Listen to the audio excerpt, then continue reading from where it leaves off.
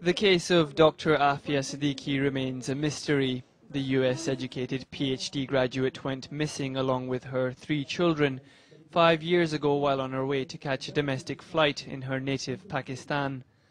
Her whereabouts since then remains unknown, although her family and human rights activists believe she was held in the custody of either the US or Pakistani intelligence services as part of the war on terror.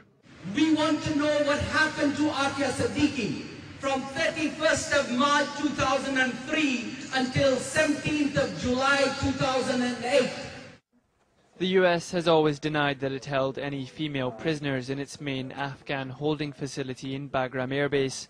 However, suspicion was aroused when the former Guantanamo Bay detainee Muazzam Beg, who also spent a long spell in Bagram, said he heard the sound of a woman being abused on several occasions. When I was in Bagram during the year of 2002, I used to hear the sounds of a woman screaming in the interrogation rooms where I was at, or adjacent to it, and I was led to believe that it was my own wife being tortured next door.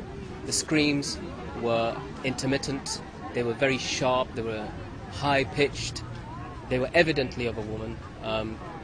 She was frightened, she was terrified in fact.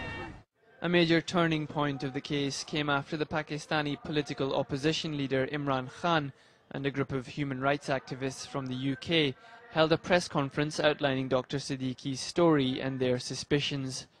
1 month later, the US claimed to have arrested Aafia Siddiqui in Afghanistan after she had apparently attempted to attack US military personnel. But the US government hasn't given any explanation for her absence of several years, other than accusing her of having links with Al-Qaeda. She now faces trial in New York, charged with the attempted murder of US personnel.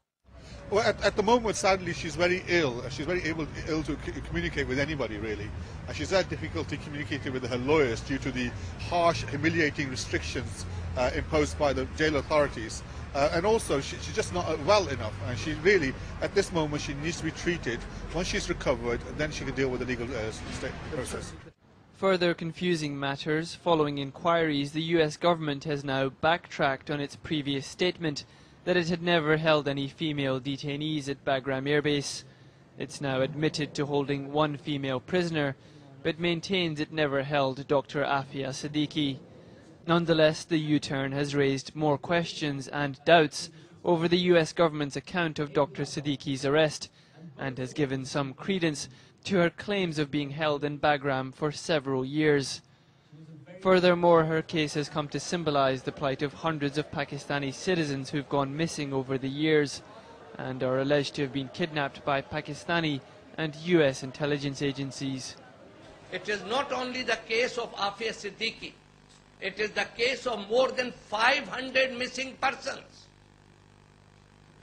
If the State Department could make a false denial about Aafia Siddiqui, and if the President of Pakistan, Pervez Musharraf, in his book In the Line of Fire, admits that he has been selling the bodies of the Pakistani citizens to the FBI and US State Department, and despite that, we don't know the whereabouts of our Pakistanis. Sir, it's a very serious issue. The previous government of Pakistani President Pervez Musharraf had been accused of kidnapping and handing over hundreds of its citizens to US intelligence agencies in return for financial and military support in the years following the invasion of Afghanistan. It's an allegation that President Musharraf himself denied, but human rights groups believe Dr. Siddiqui's case represents just one of those hundreds of kidnappings.